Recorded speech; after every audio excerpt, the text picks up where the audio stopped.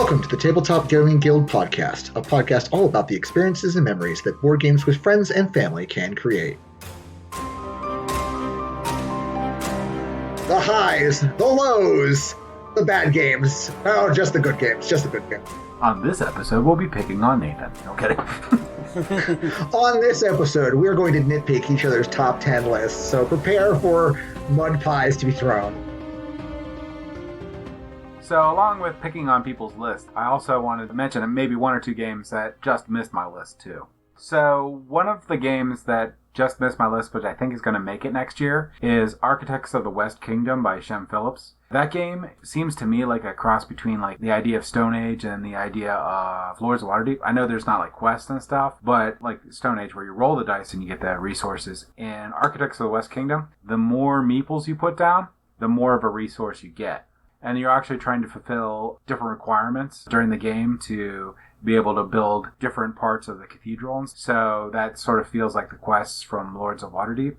It's really neat because not only are those two mechanisms are neat in all the areas and it's just a general worker placement game, but the fact that you actually start out with your maximum number of meeples at the beginning of the game.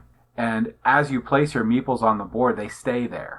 And the only way they get removed is if people put them in jail, basically arrest them. So they will arrest them and put them on their mat, and then they can go and turn them in and place them in jail, and you can retrieve them from there. Or for a more expensive fee, you can actually take them back off their mat. So if you're getting too greedy in an area, like you're getting too many rewards because it increases the more meeples you have, your opponent can arrest your meeples, so you have to be careful of that. But at different points of the game, you actually may want that to occur so you get more meeples to place out. Because your only two actions are place a meeple or take a meeple off. So it's a really interesting game. I don't know if either of you guys have played it. Nope, not played it yet. Not played it, but I've heard some good things about this one, that's for sure. Yeah, it's a very clean game. It's really a lot of fun. You could consider to really take that because you have a lot of investment on what people are doing. Plus, that arresting people's meeples or capturing them is a big part of the game. So I do like how it is a Euro, but then you still have a lot of player interaction. A lot more than Lords of Waterdeep or Stone Age. I don't know if many people are actually going to go with that comparison. It just feels like those two games to me. I've got a bunch that got narrowly pushed out, but I'll just mention maybe one or two. So, narrowly missing my list were two old school favorites of mine, 51st State and Concordia. Those were actually two I was going to ask why they weren't on your list. Part of the reason why they didn't make my list is I came up with an idea of a system I was going to use to make my list, and that system just sort of made those games not make the cut because of how I was rating and ranking them. But I'll get into that more later. Okay. Architects of the West Kingdom I only played once, so I couldn't put it on there. But Concordia I played a ton, and it just didn't get any plays, although it should. Probably get back to the table this year. I just like it. It's a really good game. So, Nathan, what just missed your list? Concordia is definitely one of the ones that just missed my list. I enjoy Euro games, but it is hard for them to get on my list because they're just not as memorable as the Amerithrash. And Tigris and Euphrates just missed my list. It's great, somewhat abstracted game, but I just haven't played it in a little while. Oh, and Quacks at Quedlinburg. It's just a little too new. I haven't played it enough. I do really enjoy it, though. It may die off with a few more plays, though. I don't know. Maybe the expansion will make it really good for you, too.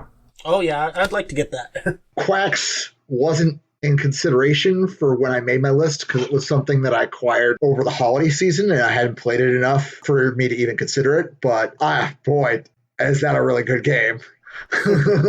We should probably do a review on Quacks because I have it sitting over there and I haven't played it yet. Well, then we need to play it at some point, James, and then we'll get to talking about it. Yes. Nathan, while we're doing it, just missed it. I don't believe Boulder Dash was on your list at all this time. Yeah, there's several games that fell off my list. Yeah, that crusty game should have fell off by a lot. But go ahead. The games that fell off my list were Time Stories, Twilight Struggle, Boulder Dash, and Rising Sun. Boulder Dash is mainly because it's kind of like, what mood am I in? It could have been one of those, could have not been. But it's a party game. It's a lot of laughs all the time, but it's not so much the game. The game is good, but it's more about social interaction. The game is best, actually, when you just forget that it's a game, don't bother scoring, and just play. Yeah, so it's not a game. It's an activity. Yeah. I'm sorry, Nathan, the four that fell off your list were what again? Time Stories, Twilight Struggles, Boulder Dash, and Rising Sun. So why did Time Stories fall out? Was that lack of content? Yeah, I'm curious about that too, because it was your number 1. It's because it's been about 2 years since the last time I played it. I do have 5 expansions I still have not played yet. Part of that is because the rest of my gaming group doesn't really like it, so it's really hard to push it when I'm the only one that really enjoys it. Rising Sun fell for me too. It's just too hard to get to the table. I don't know. I think it's not as streamlined as it needs to be. That fell off for me because I got the retail version. The first time I played it, it was the Kickstarter version with 6 players. And that was really, really cool. The retail version has a lot less to it. It's very samey each time you play. Talking about the Kickstarter version, that Blood Rage Kickstarter that just came in. I'm so glad I got that extra god because I didn't back the original Blood Rage Kickstarter. Some of them are really good. I will convert Dan. He will play Blood Rage all the time. He's just angry the entire time he's playing it. Because if you run out of rage, you lose your turn. Yeah, no, if you're playing that game, I'm pretty sure you have to get angry. I'm sure of it. Yeah, I'm looking forward to getting more plays of that game, man. Maybe it'll move back up on my list. Looking at my notes here, I see that Rising Sun fell off your list as well there, James. It was number 9 last year.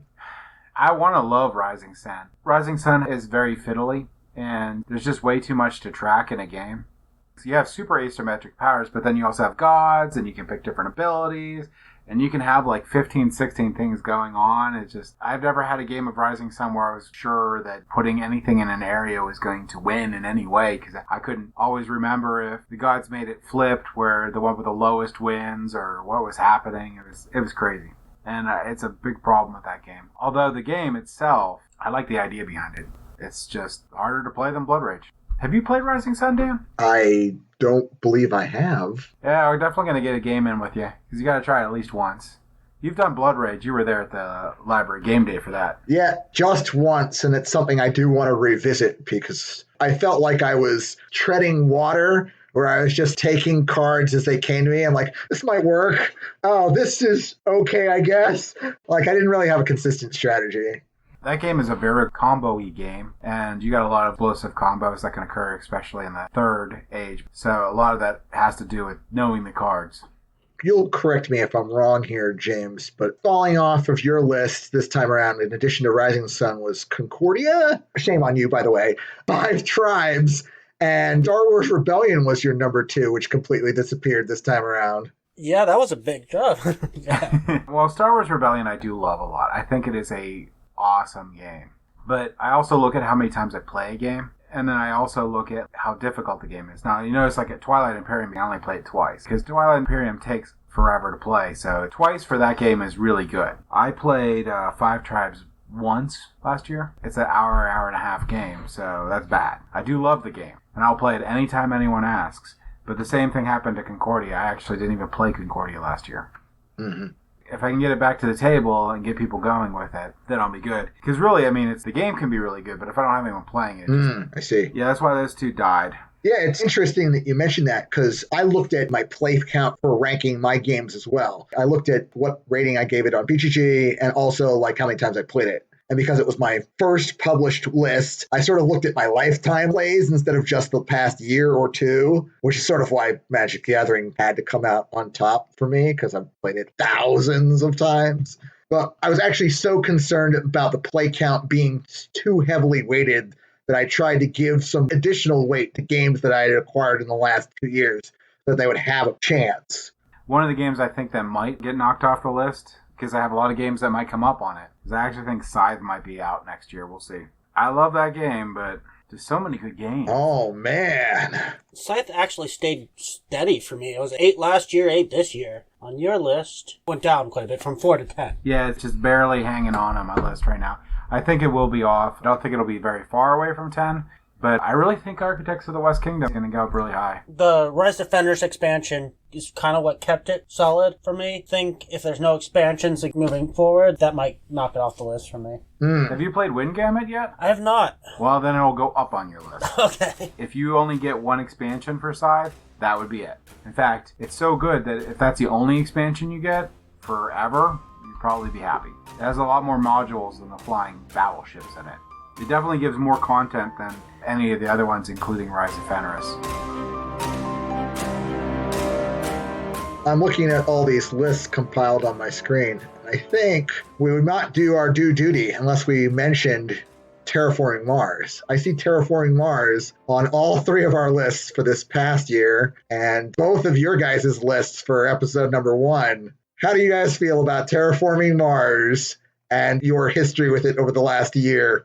Well, I haven't played Flamme Rouge or Great Western Trail, but so far it's my favorite Stronghold game.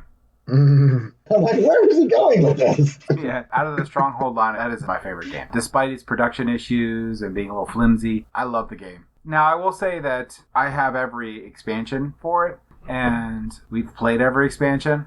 Turmoil is 100% the worst expansion that has come out for it. It doesn't add anything to the game. It's not horrible, but it definitely, when you play it, you're like, oh, this is actually taking away from the game. I just made this thing over in a corner that it's its own game, that all it does is make the game longer. And the game's really long already. Colonies is almost as bad as Turmoil in that it make a game that's outside of the game. But at least in Colonies, you're pulling a lot of resources in. So you actually can get a windfall of stuff that helps out. You get to the point, or I'm getting to the point with Terraforming Mars, where we just want to play the game. And we cut out all the expansions that don't add anything. They just add a separate game. So with that said, for me, the only expansions I have left are the super small extra board expansion and Prelude. Prelude is really, really good. If you only get one expansion, Prelude is it. It shortens the game. What's the extra board expansion?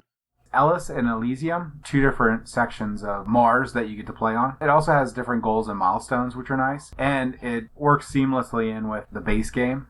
I believe it was their first expansion. It's nice. It's just like getting Concordia and you get the other maps. I think Concordia has like a zillion maps too at this point. Definitely thinking about picking up some of those maps just to see if I can get it back to the table just with that. The base game double-sided map is hugely different between the two sides. Yeah, depending on player count especially. It's interesting to note, though, that for Terraforming Mars, it's been on my list for 2 years, but I only actually acquired a copy a couple months ago. It's one of those games, you go to conventions, it's always there. You visit another gamer, they almost definitely have it. So it's like, I didn't feel like I really need it. I kind of wanted to wait till I get a better production copy of it, which I was hoping that would be the Kickstarter. Well, Dan, what do you think about Terraforming Mars? Have you played any of the expansions, or are you just with the base game, right? I'm still on base game right now. I just acquired it last year, and when I made my list, I only had 7 or 8 plays underneath my belt, which is why it ended up at only number 7. I'm sure if I had played it more, it could have gotten higher. But I think it's a great game, very solid. Now, have you played it with the corporations a bit? We have done the in-box expansion of Corporate Eras and the non-standard corps. We even had one mixed game where me and my brother picked non-standard corps and we gave some newbies some standard corps to play with. Because we figure with the free cards, it's probably fair. Yeah, it's a good bonus. Plus, you don't have to worry about the early combos.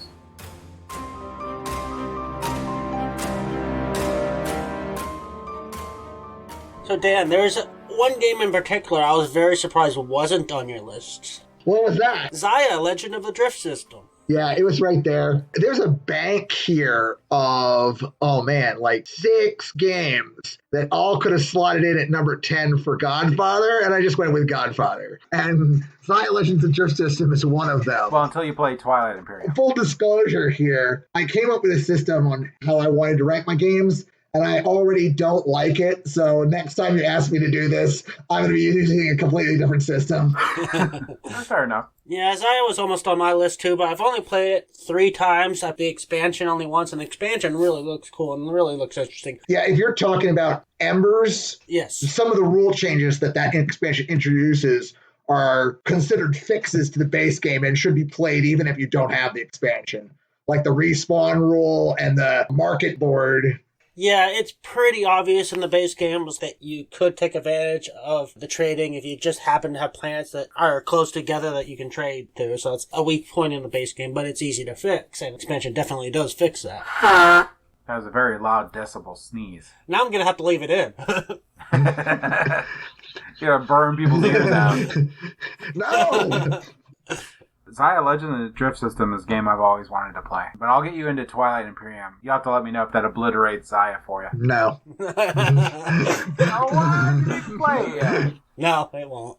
What? It's about investment. I gave way to play counts when I was trying to rank my games. I don't think a game that's going to get played once or twice a year is going to make my list. Unless Fortune and Glory made my list at number 3, and I've had that for like 6 years. I don't know if there's anything else I'm going to pick on Nathan about other than his prediction was Gloomhaven would go up, which is correct. Yeah, we could talk about some of our predictions. That was one of them for sure. James, you did predict Blood Rage might drop for you, and that was correct. We both predicted that Riot Games would not create another game. We were a little wrong on that one. No, it's still true, currently. They haven't yet made it, but they have announced that they're making a new game called Tellstone's King's Gambit. It's supposed to be a bluffing game, and I'm sorry, these are the people that did Mechs and Minions, right? Yes. So, totally different game. Have you played Mechs vs. Minions? I've not played Mechs and Minions, no. Oh my gosh, there's so many games you're going to have to play. When you come over for game day, you'll never leave. You've got a list with me, too. I mean... Yeah, that's true, it's true.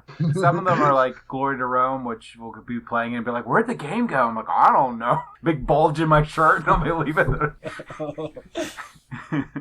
Yeah, that's definitely number one game you have that I have to play. So another one I wanted to ask Dan about, entire series actually that none of them showed up, was Tiny Epic, because you talk about that a lot. You're right. I do own like some number of games in that series. I don't even know what number. I do like them a lot. I guess they didn't make my cut because I rate most of them like 8s rather than higher than 8s. The play counts on most of them were not above the teens, whereas some of my other games, like my top 5, were all like 20-some plus, if not 30 in some cases. So to help out with the fighting portion, I'm going to make a statement.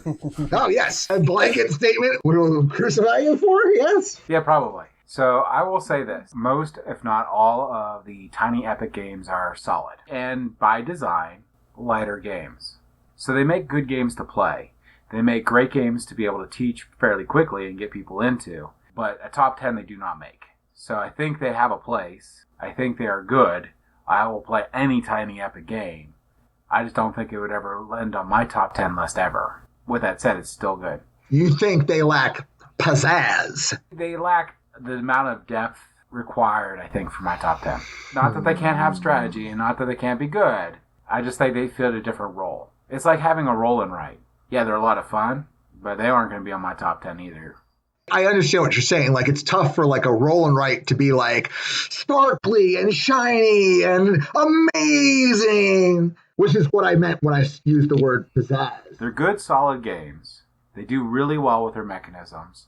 I like Tiny Epic Adventure, I think the game is, the Zelda-looking one. Yeah, Quest. Because of the size and because of the scope that they play them for, they're fun, easy games that don't cost much. They just are missing that pizzazz that really pushes them all the way. Not to diminish them too much, just to say they are what they are. We covered this a little bit in our amazing games. There are tons of good, even really good games that lack that amazing quality. Missing that X factor. Yeah, they're missing the X factor. Whatever the X factor is, they're missing it. No, I won't give up the one I have, and I'll probably going to pick up more of them.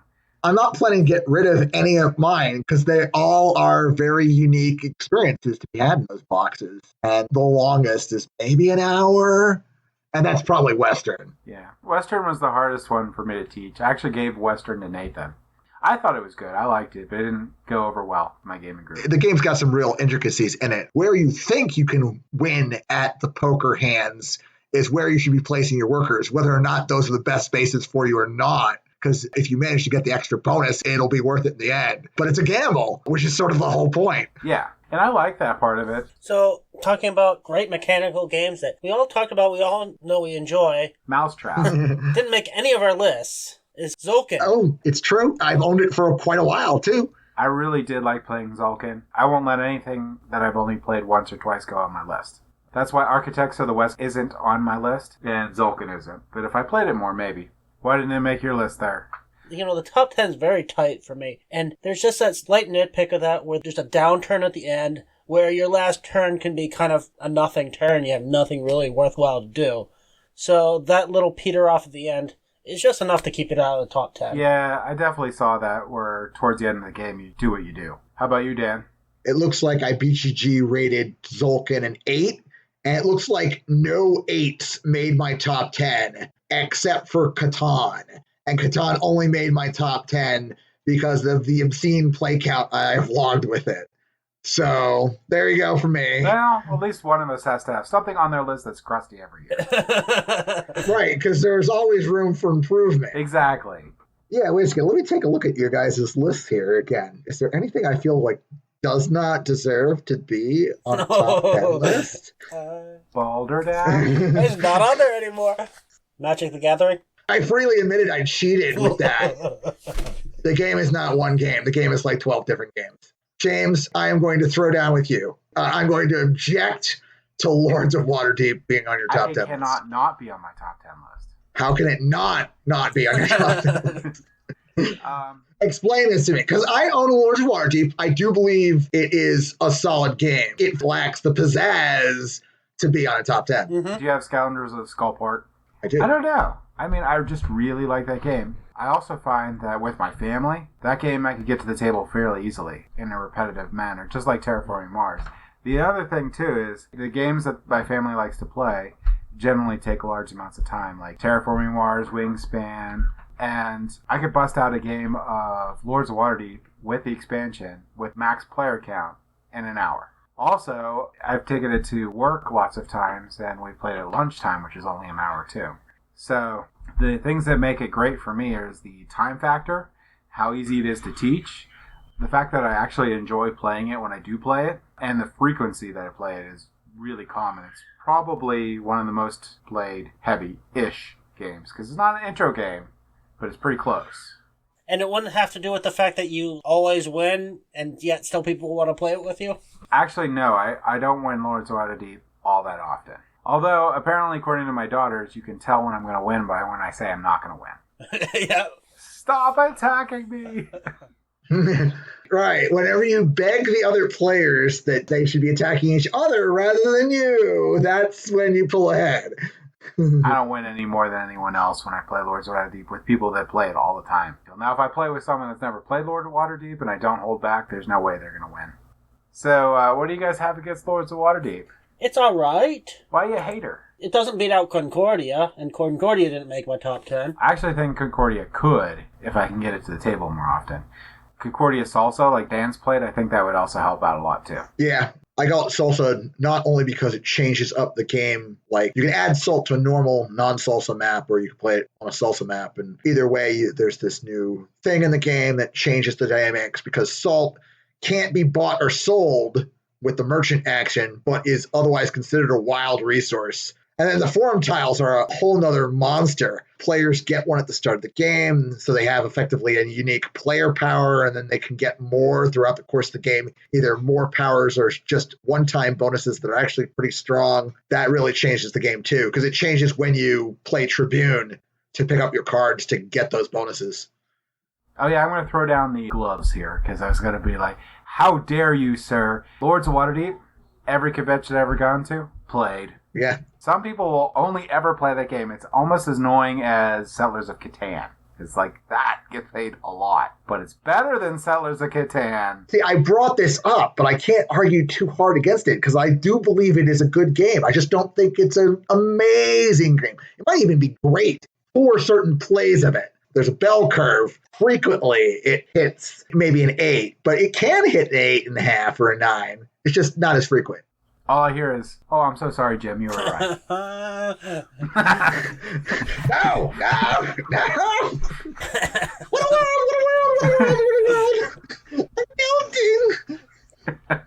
Oh, it's so good to be right. No, I'm kidding. It's good, but not great. What makes a game great? Solid gameplay and mechanics, but a strong theme will push a good game from good to great, in my opinion. Okay. So how about you, Dan? What makes a game great? That's a tough one. We did have a whole episode about what makes a game amazing, which you listeners could go check out if you really want to delve into this topic. And you can, and then you could decide that Lords of Waterdeep might actually fall under that. You might actually reach that conclusion. I won't deny it, because there's some level of personal preference there. Yes. Actually, these are all, but yes. Well, I think there's some objectivity to games. There are some objectively bad games out there, gentlemen. It's true. There are some objectively good games out there. Whether or not game A is truly objectively better than game B, that's a lot of nuance And you can argue the case depending upon what game A and game B are, but you might not be able to reach a logical, well thought out conclusion. Yeah, and I think everyone, to be fair, they all had great games and stuff, except for Nathan with Balderdash. Other than that... That was last year, and it's still a good game. You can't say it's a bad game. I just did! It's just not much of a game. I picked on you, James, for Lords of Waterdeep, but I'm looking at Nathan's list, and I don't think there's a game on Nathan's list that I can pick on. Except for Balderdash. Because I either admit that they are good picks, or I don't know enough about them to argue them. Mechs and Minions is something that I don't know enough about to argue, as an example. I think you would really like Mechs vs. Minions. Did you ever play Robo Rally? I did. I hated it. If you hated Robo Rally, but thought that the idea of the program movement was cool, you'd probably love Mechs vs. Minions. Because it takes out the frustration that Robo Rally had and took the cool idea of programmability, made it cooperative, and made it awesome. I didn't like the idea of program movement as it appeared in Robo Rally, from what I can remember. However, I do own and have played Tiny Epic Mechs, which is a programmed movement game, and I don't really have too many issues with it as it appears in that title. Yeah, the comparison between Robo Rally and Mechs versus Minions is very thin. I mean, just the fact that it has program movement is pretty much the only connection. Well, I mean, it's just like comparing Puerto Rico to eminent domain. The main overall mechanism is the same between them two, which is the roll mechanism. So although they are very different games, when you get down to it, you can use that as a baseline comparison between the two. So although there's a lot more to Mechs vs. Minions than a corrected version of Robo Rally, the idea of the program movements in it, which I think is really cool, but Robo Rally gets to the point where you just want to murder people because they knock your bot off the board. You know what I mean? Yeah, Mechs, you get to murder many, many, many minions. Mechs has a very good build-up. You go from not being able to do very much to fairly shortly being able to wipe out swaths of enemies. Yes. So I can get behind wiping out swaths of enemies. And it's a co-op, too, so that changes like the dynamic, right? Yes. And its production through it is just like the best produced game I have, period, in my entire collection. I'll give it a shot if given the opportunity, but I don't think I'll go seeking it out because, well, I have a bad history with programmed movement. Well, I can't say that because Tiny Epics is fine. It's not amazing, but, it's a solid 7.5. The other thing cool is that in Mechs vs. Minions, you have a board that you program and you only add one more thing every round. Anyway, you got to play Mechs vs. Minions. That is the end part of the discussion. The takeaway.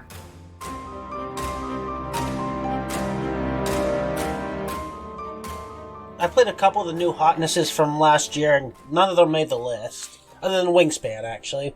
But Wingspan was at the beginning of the year, so it was barely that year. Oh, man, this is a good talking point. I'm going to call up Board Game Geek and see if I've played any of these. Well, one of the big hotnesses was Tapestry. Played that, I really did enjoy it. It's never going to hit my top 10. It's a solid civilization game. I guess you can call it a civilization game. It's really like a tech tree game, but it's maybe, I would almost say it's almost too mechanical. You can easily lose the theme and just, doing the numbers and planning things out. It can be a bit of a slog at times. I did have a chance to play Scythe just once. I had a weird experience with that game. I don't know if I told you guys this yet or not, but I had an opportunity to play My Little Scythe, the kiddie version that's almost My Little Pony themed, but not quite because that would be copyright infringement. I played My Little Scythe before I had the opportunity to play Scythe, and I thought My Little Scythe was amazing. And then when I played Scythe like a year later, I was like, oh, I've seen this before. It's meh. My Little Scythe is really good. I'm waiting for my daughter to get old enough to play it because I think she's going to really, really like it. Scythe is the same idea, yeah, but it obviously has more depth to it because it's more complex. But Scythe, I think you have to play it more than once, really, because I had to play it like twice before I really went crazy about it. The first time I played it, I'm like, I'm going to play mechs. I'm going to fight combat and stuff. That's not the game at all. So the first game I lost horribly. But once I got the Euro portion of it down, which is the whole game, it really clicks. And it's very mechanical. So it's really easy to just blow through your turns really quick. So, I don't know. Maybe give it a couple more tries. I would definitely not turn down a game if one was offered up to me. I'd have different boards in front of me in terms of the faction and the economic engine. So, Jim, you played a new hotness that I've been dying to play. Which one's that? Dune. Oh my gosh, that game is awesome. Oh, yeah, you know what? I got a chance to play that twice even as well. Now, I honestly don't know if there's any differences between this Dune and the original Dune. If there is, they're very small. But yeah, I had an impromptu game right after work, and it was awesome. So, do you think it might make it on next year if you play it a few more times? Or? Nope. No? It is a very good game. I like it a lot. I agree. The asymmetric powers are awesome. Best at 5 and 6 players. Yeah, the 2 times I played were both at 3, and we sort of agreed mutually after our second game that was not ideal. Like, you definitely kind of want more players in the game to, like, buffer up against and have deals with and all that other sort of nonsense. One of the factions can't be played at all if it's 5 or below. The game really feels like it is a game that was completely made for 6 players, period, but then they added stuff to have less players.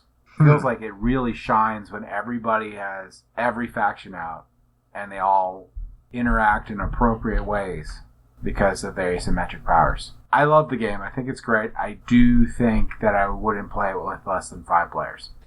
Dan, is the player count what kept it off your list as well? 1, I only played it twice, so meh. 2, both my plays were at 3 players, and we could see that it was not optimized at 3. For both of our games, it was over on round 3, exactly, because someone was in a position to take enough fortresses to claim the victory, and then someone would stop them, and then the next round, someone would get them, and there would be no stopping them because of just the board position.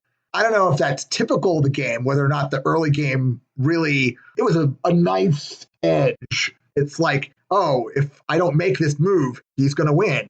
Oh, if I make this move, I put myself into a position where I could win unless somebody else does something about it.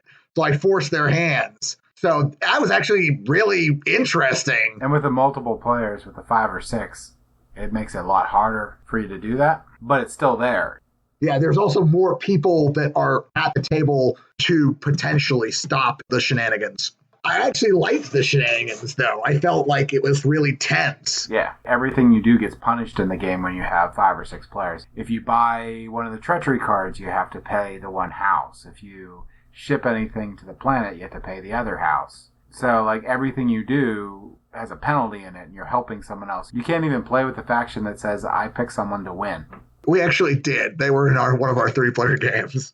Well, technically, you're not supposed to play with that faction at all unless you're at 6. Well, then we played it wrong, but don't worry, they didn't win, even though they should have. They should have picked somebody to win on round 3, and they didn't because we had just finished a game on round 3. A lot of times that player will team up with the other player, so when the sandworm comes up, they can do an alliance. But it's definitely great. I don't think it'll be on my top 10, but it'll be a game I'll play anytime. Yeah, I would give it another shot. I did also recently play another hotness that I was hoping would be in my top 10, but it's not even staying in my library. Oh, my. Ooh, does that mean I get it? You are going to get it, actually. That's Mezzo. Woo! Mezzo, really? I remember us talking about this once before. Mezzo is clearly inspired by Eric Lang. They took a lot of the dudes on the map elements from Rising Sun and Blood Rage. They even took the gods intersect between different provinces and interact with all the provinces, like in Godfather. So they took a lot of Eric Lang elements, and they have a poorly written rule book where the rules aren't fully explained. A huge amount of take that really encourages you to pick on a specific person who's not necessarily the person winning.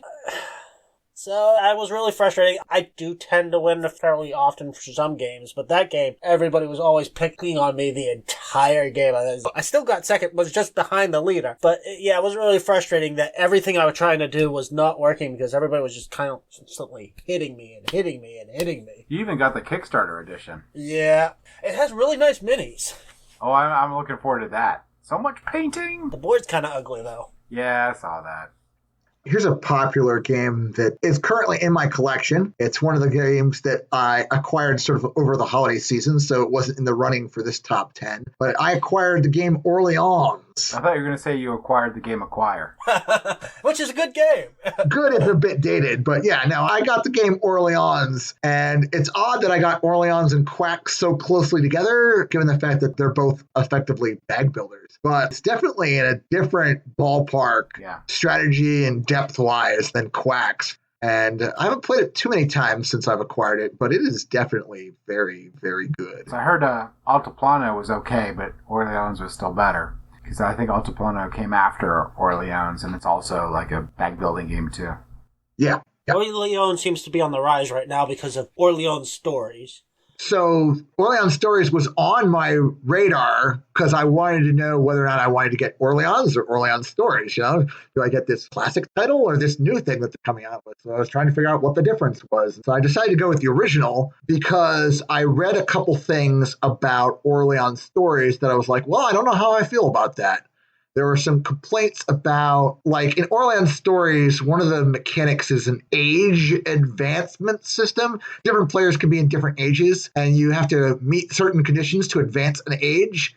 And if players do not plan carefully, they can actually get locked out of the game for a while. Oh, really? This is what I've heard, what I've read. And people were harping on this because they saw it as a design flaw. So I read that and I was like, oh man, I don't know how I feel about that. I decided to go with a safer bet. If I get an opportunity to try Orleans Stories, I probably will. Knowing that that is in the game, I'll just plan appropriately to make sure that I have the right resources at the right time. I'm not completely against a game that has the possibility of locking someone out of the game, but it's definitely a fine line. If it's telegraphed and it's just really bad play, it's okay for me. It's a design choice. Some games are explicitly mean about their design, where if you mess up, you're going to be treading water instead of sailing around for a while, and you might not recover.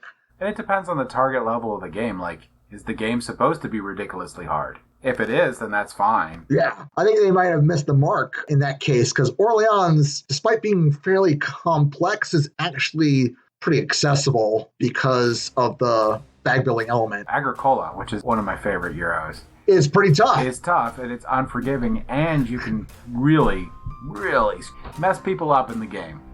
If you know what you're doing, you can make someone have a horrible day. So it's a very high level of gameplay game. So, another one that I was wondering why I didn't make Jim's list. Balderdash will never be on my list. Oregon Trail, the card game? No. Yeah, no, that's not a game either. I'm like, this has got to be a gag.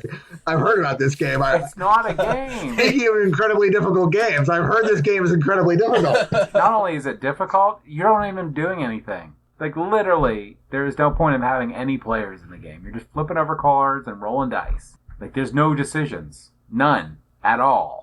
In the entire game. You don't pick anything. You flip a card. Actually, I think you do have 2 cards, but you have a limited decision. Either way, not a game. Okay, the real game. I think it was one of your favorite games for a long time. It hasn't been in either of your top 10 lists the last 2 years, and that's Power Grid. So Power Grid. I was talking about Agricola being mean. Power Grid is another game that requires everyone be at a very high gameplay level, or at least the same level. It is an awesome game. I cannot find for the life of me anyone that'll play it with me. Power Grid is a mathy game, and if you don't calculate your turns correctly, you don't get your fuel right, you don't power your stations correctly, this is all money, and this is all your points are money. It's one of my favorite games, but I can never get it played, so it can't be on my top 10. Nathan's played Power Grid. Have you played Power Grid, Dan? I'm going to lose even more gamer cred and say no.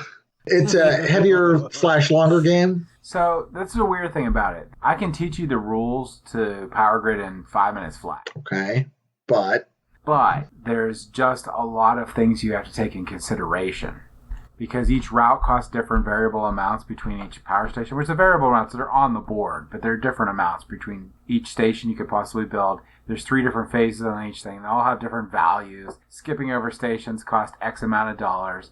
There's all these power plants that you bid for, and you have X amount of money that you get every turn, and then you're buying these power stations to hopefully power them to get more money the next turn, or at least have the same amount of money.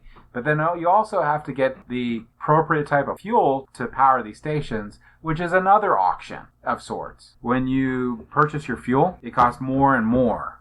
So based on turn order, if you have a coal plant and I have a coal plant and I go before you, I'm going to probably buy all the coal. I might not need it. I'm going to buy a lot of it because it's going to cost you a fortune to be able to power your plants. Power Grid is all about paying attention to the other players. If you don't pay attention to what I'm buying as power plants and you don't vary your strategy appropriately, it's just a lot. And it's all numbers. Yeah, there's a lot of math to it, which is not abnormal for your game, but it makes no attempt to hide that. No, it's numbers everywhere. Numbers. Not so sure.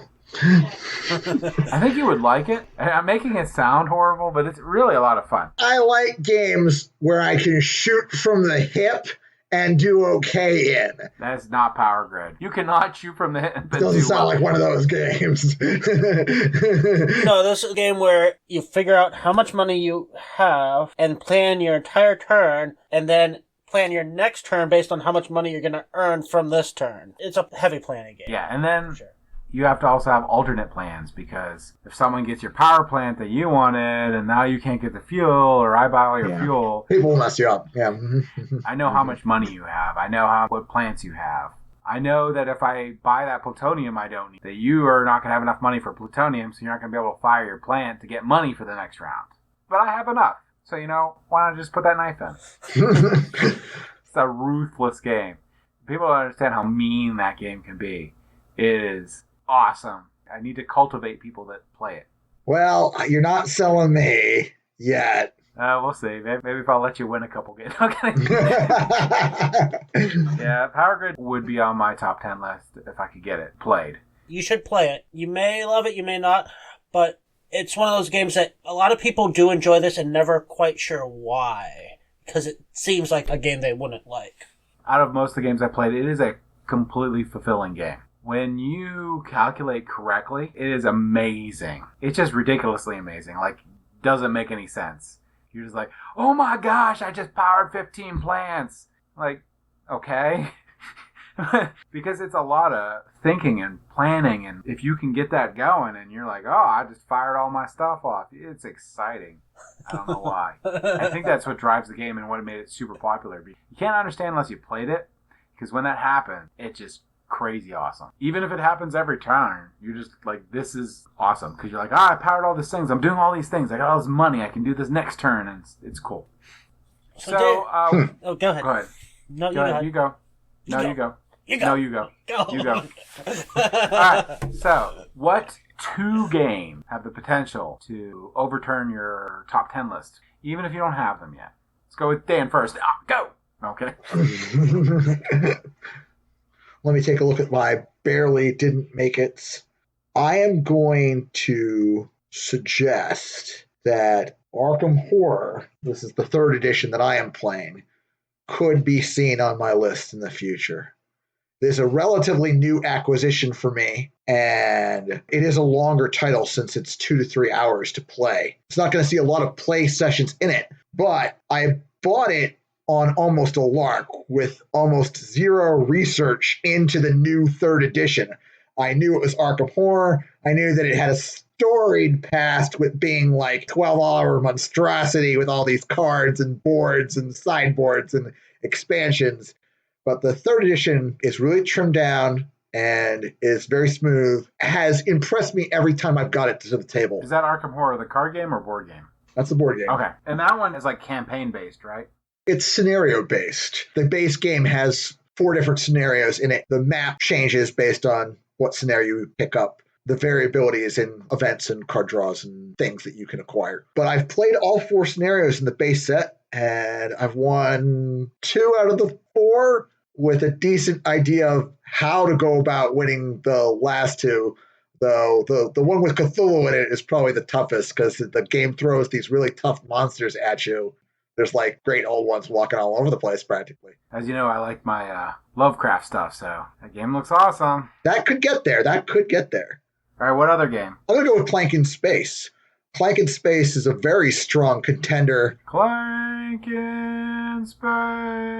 I really like the deck building in Clank in Space, and I currently do not have any expansions. I ranked this game a 9, and I had 14 or somewhere around there plays logged with it without any expansions. I think maybe with an expansion, it will see even more play. Or, we could even just play the base game that many more times because we love the base game. Now, I will say, I think Clank in Space is better than Clank. I think so, too. I think it's more tight. I've only played Clank once or twice, but I think In Space is better. I think the pacing of the game is a little bit better because, you need to wander around the map and get these keys to get into the piece of the map where the artifacts are. So it's got a slightly longer game arc, and therefore you can build your engine a little and tune it a little bit more before the game ends. Yeah, I also find people die a lot more frequently in Space, too. My brother is notorious for killing himself just to make the rest of the game harder for me. And he's got me, too. He's killed me on my way out, and we've both not scored in at least one or two games. So apparently that is a thing. Yeah, and Apocalypse actually makes it harder, too, which is the expansion. You know how red assassin cubes are annoying? Well, in Apocalypse, the black cubes to do stuff. I'm not so sure about that particular expansion because in the base game, the black cubes come out of the bag and then the odds of you pulling player cubes increases. So it increases the risk for all players. But with the expansion, adds ways for you to put black cubes back in the bag. Right, but they do stuff when you pull them out. The fact that you can put them back into the bag and change the odds as the game progresses, I think is a little bit weird. I almost prefer them being removed from the bag permanently. The risk just keeps going up the longer the game goes. Can't remember. The Black Cubes did something nasty. If you played with one of the scenario sheets, they could accumulate on the scenario sheet and then trigger certain special events. If a special event triggered, there was no going back. You couldn't untrigger it. And those black cubes that caused that event to figure, I think, would stay removed from the game. So maybe that's one of the ways in which the game controls that issue. If you get Clank Legacy, that might blow them both away. I'm tempted, but I know I'm probably not going to be able to finish a campaign. Now, if they made a Clank in Space Legacy, I'd probably be all over it. Yeah, you never know. Nathan, 1-4. Go, Nathan. Learn to count. Okay. Yeah, there are two games that I think will be really highly rated for me when I get the chance to actually play them. Sidereal Confluence is one of those that I'll be playing pretty soon. And the only thing that I'm worried about that may keep from doing well with me is the high player count. It is going to be a hard game for me to get to the table because you do need, I believe, a minimum of 5 and preferably 8. But it kind of strikes me like Twilight Imperium mixed with a little bit of Cosmic Encounter with a heavy focus on trading and negotiation. Yeah, that's a weird game, Sidereal Conflict. That game looks interesting with the asymmetric trading. Yeah, you cannot play this game without interacting with other players. The things you can build up your own are somewhat worthless unless you're trading with other players. That makes sense. The other one I'm really excited to get to the table is This War of Mine. Okay, yeah. Yeah. I do really love strong thematic storytelling. And from everything I hear, this is the pinnacle of board game storytelling. It's the only game I've heard of that people have actually gotten emotional over. Oh, no, that's not true. Pandemic Legacy, when I had to rip up cards, I was very emotional. Emotional because of the story. The story was awful, but ripping up cards is just bad. Yeah, the first Legacy game I played, that was a challenge, just to be able to rip up the cards, and I still struggle with the idea of ripping up cards and destroying anything in the game. So yeah, I think you'll like that a lot, because you like time stories a lot. So for me, Architects of the West Kingdom was definitely one of them, so I'll skip it. So one of them that I think is really going to jump onto my top 10 is going to be A Feast for Odin. I yet to play that. It's sitting over there, and I really want to play it. I think it's going to be phenomenally awesome. Just so people know that the game is made by Uwe Rosenberg, the greatest designer on the face of the planet. Undisputed. Lies. He made Agricola and Caverna and Cottage Garden. He's just greatest designer ever. No one's even close. There's a literal scale existing, and Uwe Rosenberg's like the 10, and the next designer, which is Eric Lang, I guess, which would be a 4. And that's the gap. That's the gap. It's just a real thing. It's a real thing. Yes, I am unbelievably wanting to play A Feast for Odin. All right, I think it'll be epic. I've said it before, I'll say it again. I'm just gotten bored with Uwe. I like all those games that I've played, but... We can cut this out of the podcast. This is not words. This is blasphemy. You sully the name of Uwe Rosenberg. Just like I've cut out all the other things you asked me to cut out. So my second game is actually a game that I just found out that I'm getting from Nathan. But it was still one of the games I'm really, really looking forward to playing, is Mezzo.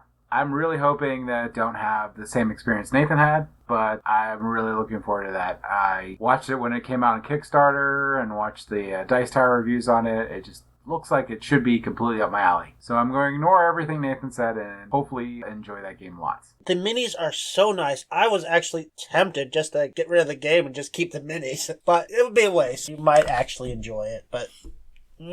you do have girls that like to pick on you, so I don't know. That's true. I would give Mezzo a try for sure if given the opportunity. Ooh. When Nathan comes with it, you can come over. And then we can all play it together, and maybe I'll actually enjoy that game, and maybe I'll keep it because of it. Well, other than that last part, we could actually even do a review on it. And Nathan, I will admit that you have piqued my interest on this war of mine. I have just tagged this game for future research. Just by looking at some of the art that's up and reading like the publisher blurb, I now wanted to take a closer look at this. And there's also a good amount of expansions for that game too, so there's a lot of additional content with it. If you ever like games that actually tell stories like the game itself does, and not the player interaction, that is definitely a game that's going to tell stories. So, for closing, what is one game that you feel will drop severely on your list or has the potential of dropping?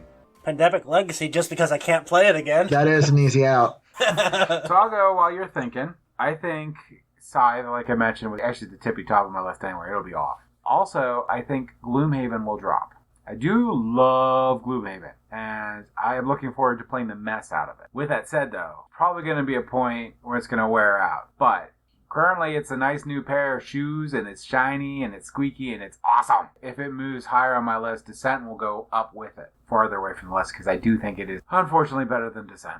Another one that I could mention that might drop off my list is Cosmic Encounters. It's hard to get people to play this anymore. I do still enjoy it, but the last time I played it, it did not go so well, so I have to give it a couple more plays to see if it really holds up. It's dropping, but it's not coming off your list, is your prediction? Yeah.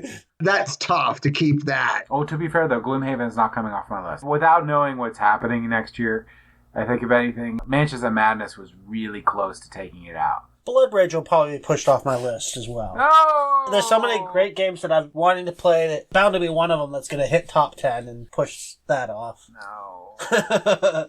I think it's a pretty safe bet to say Betrayal's going to drop down, if not off. Just because I play a lot of games two-player, and you can't get Betrayal and House of the Hill to the table with less than 3, if not more. You need a group for that game. Maybe the expansions will pump it back up for you. See, I don't feel a need to try out any expansions for Betrayal and House of the Hill because I've only seen half the scenarios. I'm pretty sure Catan's going to drop up my list because while it made it this time around because of my high play count, it's not seeing much play anymore. Oh, also, I make fun of you a lot with it. That's another game that I'm not going to get to the table unless I have 3+ players for it. Like I said, my list is probably going to change significantly because I'm probably going to change the mechanisms I use to make my list. So who knows what might happen with that. Glory to Rome will probably get off your list, and you just hand that to me. No, Glory will never fall off my list and into your pocket, James. Sorry. I'll keep trying.